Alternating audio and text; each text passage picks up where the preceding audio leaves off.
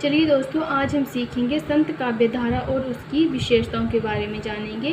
और इसका जो है दूसरा नाम है ज्ञानमार्गी काव्यधारा, और इसके प्रवर्तक कौन है इसके बारे में जानेंगे। और ज्ञानमार्गी काव्यधारा की विशेषताएं क्या हैं, ये हमारा भक्ति काल का ही एक अध्याय है, उसके बारे में जानेंगे। शुरू करते हैं। हिंदी साहित्य में भक्ति काल का समय जो है वो 14वीं से 17वीं शताब्दी के बीच का, ईस्वी के बीच का माना जाता है। इस युग में दो तरह की भक्ति हुई है, एक निर्गुण है और दूसरी सगुण है। इसी निर्गुण भक्ति के कवि ईश्वर को निराकार मानते हैं। इसी निर्गुण भक्ति से संत काव्यधारा का जन्म हुआ है, यानी कि निर्गुण भक्ति से संत काव्यधारा का जन्म हुआ है। इसका दूसरा नाम जो है वो ज्ञान मार्गी है। इसी को संत काव्यधारा को भी ज्ञान मार्गी कहा जाता है। इसके कवि संत थे, इसलिए इसे संत काव्यधारा कहते हैं। ज्ञान के मार्ग पर चलने वाले कवि को सगुण कवि कहते हैं, इसलिए इसे ज्ञान मार्गी के नाम से भी जाना जाता है। तो चलिए हम जानते हैं इसके कुछ प्रमुख कवियों के बारे में। संत काव्यधारा के प्रमुख कवियों में कबीरदास का नाम आता है, यानी कि इस काव्यधारा के प्रमुख कवि जो है वो कबीर माने गए हैं। ये इस काव्यधारा के प्रवर्तक कवि हैं और भक्ति के अद्वैतवादी दर्शन में विश्वास रखते हैं। अद्वैत आत्मा को परमात्मा का अंश मानता है। अद्वैत से अभिप्राय आत्मा और परमात्मा का एक रूप है, यानी कि अद्वैतवाद को आत्मा परमात्मा का रूप माना गया है। आत्मा परमात्मा का अंश है, आत्मा को परमात्मा का अंश माना गया है, यानी कि जो हमारे अंदर की इंसान के अंदर की आत्मा होती है उसे परमात्मा का ही अंश माना जाता है। कबीरदास के अलावा अन्य निर्गुण कवियों में दादू दयाल, अन्ना, पीपा, रज्जक, रैदास, गुरु नानक देव, सुंदरदास तथा नामदेव प्रमुख कवि हैं। तो इसकी कुछ प्रवृत्तियों के बारे में या विशेषताओं के बारे में जानते हैं। तो शुरू करते हैं। पहला आएगा दलित कवि।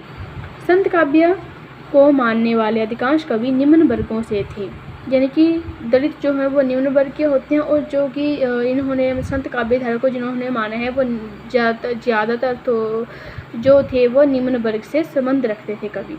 उस दौर में प्रचलित सामाजिक व्यवस्था ऊंच नीच से समाजग्रस्त था, और तत्कालीन समाज में धार्मिक व्यवस्था व भक्ति मार्ग पर ब्राह्मणों का अधिकार था। उसमें जो था कि ऊंच नीच ज़्यादा थी, भेदभाव ज़्यादा किया जाता था, और भक्ति के मार्ग और धर्म के मार्ग पर केवल ब्राह्मणों का अधिकार रखा गया था।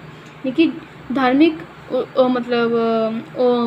जो भी उत्सव वगैरह होता था उस पर ब्राह्मणों का ही अधिकार था। नाम का महत्व हमारा दूसरी विशेषता है। संत काव्यधारा की विशेषता देवी देवताओं की मूर्ति पूजा न करके उस भक्ति को महत्व दिया जाता है जिससे ये नाम सर्वोपरि होता है। ये सुमरिन में सुमरिन के नाम को महत्व देते हैं, इसलिए इनका ईश्वर निराकार है, यह आकार रहित है। यानी कि नाम का महत्व संत काव्यधारा में नाम को अधिक महत्व दिया जाता है, यानी कि नाम का सुमरिन करना, उसका जाप करना। तो अगला है हमारा जाति पाति का विरोध। निर्गुण संत कवि समाज में व्यापक जात पात का विरोध करते थे। उनकी नज़र में केवल विशेष जाति के लोगों को ही ईश्वरीय भक्ति का अधिकार नहीं है। जाति पाति का ढांचा ईश्वर का बनाया नहीं है, इसे मानव ने बनाया है, इसलिए सभी को भक्ति का अधिकार है। यानी कि कहा गया है कि जाति पाति का विरोध जो है वो ईश्वर ने नहीं बनाकर भेजा है, वो इंसान के द्वारा बनाया गया है। यानी कि ऊंच नीच की प्रथा जो है वो इंसान द्वारा ही शुरू की गई है, बल्कि इस काव्यधारा के कवि ने इसका विरोध किया है। तो कबीर ने एक दोहा भी कहा है, जाति पाति पूछे नहीं कोई, हरि को भजे सो हरि को होई, जो तू ब्राह्मण जाया आन बाट क्यों नहीं आया। यानी कि उसका अर्थ है कि यदि ब्राह्मण होने का तुम्हें इतना ही घमंड है तो संसार में तुम जो है वो किसी विशेष रास्ते से क्यों नहीं आए, या भगवान ने तुम्हारे लिए कोई विशेष रास्ता क्यों नहीं बनाया संसार में आने का। तो चौथा है हमारा कर्मकांडों का विरोध।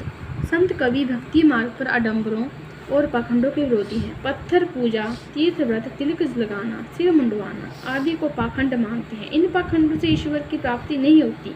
मूर्ति पूजा का भी विरोध किया है। तो कबीर आगे इसमें भी कहते हैं कि पात्र पूजे हरि मिले तो मैं पूजू पहाड़, ताते ये चाखी वली पीसी खाए संसार। इस दोहे का अर्थ है कि ये मूर्ति पूजा के बिल्कुल ही विरोधी थे। एक पत्थर पर पांव रखा जाता है तो दूसरे को पूजा जाता है, यदि पत्थर में भगवान होता है तो ये कैसे संभव है। यानी कि उनके कहने का मतलब है, वो सही, बिल्कुल सही कहते हैं कि यदि भगवान, एक पत्थर में हम भगवान को पूजते हैं तो दूसरे की पूजा क्यों नहीं की जाती, उसे इधर उधर क्यों फेंका जाता है। तो ये एक पाखंड है।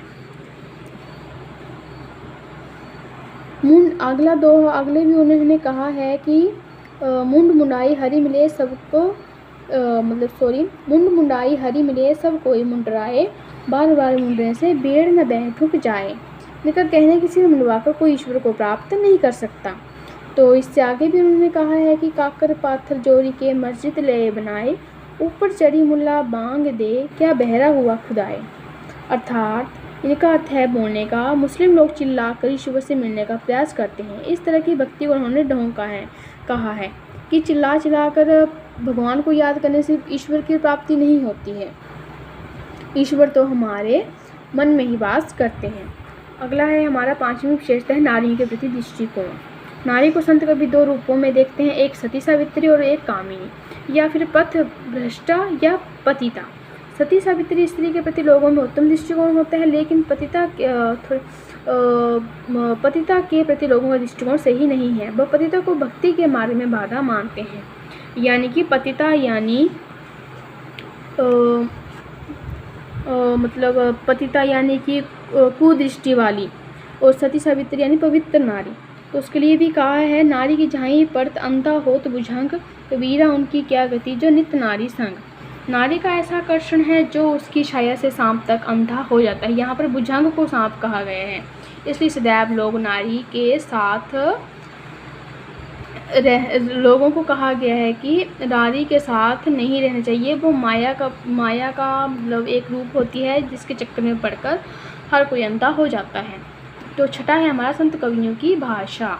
संत कवि लगभग जो थे वो अनपढ़ थे, कवि बिल्कुल अनपढ़ थे। उनके द्वारा लिखा गया जो कुछ भी है वो उनके अनुभव द्वारा ही लिखा गया है। ये इधर उधर घूमते थे और जो कुछ अपना अनुभव प्राप्त करते उसी को लिख देते थे। अनपढ़ होने के कारण ये व्याकरण भाषा में उनकी जो है व्याकरण भाषा दोषपूर्ण है, व्यवहारिक रूप से सरल व सहज है, और इनकी घुमक्कड़ रीति के कारण कई बोलियों व भाषा के शब्द समाविष्ट हो गए हैं। यानी कि अनपढ़ थे, इनको कोई अनुभव नहीं था, ये इनको कोई ज़्यादा ज्ञान नहीं था, केवल अपने अनुभव से लिखा करते थे। इसलिए इनकी भाषा में कई बोलियों के शब्द जो हैं वो समाविष्ट हो गए हैं, यानी कि देखने को मिलते हैं। इसलिए इनकी भाषा को सुधखड़ी कहते हैं। सुधखड़ी यानी कि खिचड़ी भाषा। कबीर ने अपनी आदि कवियों ने अपने अनुभव से, कबीर आदि जो कवि हैं उनके अन्य कवि हैं, उन्होंने अनुभव से कई दोहों और लोकोक्तियों का प्रयोग किया है। इसलिए डॉक्टर हजारी प्रसाद द्विवेदी ने संत काव्यधारा के प्रवर्तक कबीरदास को ही कहा है। यानी कि हजारी प्रसाद द्विवेदी ने कबीरदास को ही संत काव्यधारा का प्रवर्तक माना है और मुख्य कवि भी वही माने गए हैं। इनकी भाषा जो खिचड़ी मानी गई है, जिसमें कई बोली के शब्द, कई भाषाओं के शब्द देखने को मिलते हैं। तो ये था हमारा आज का टॉपिक। तो मेरा वीडियो अच्छा लगे तो लाइक, शेयर, कमेंट और सब्सक्राइब करें मेरे चैनल को।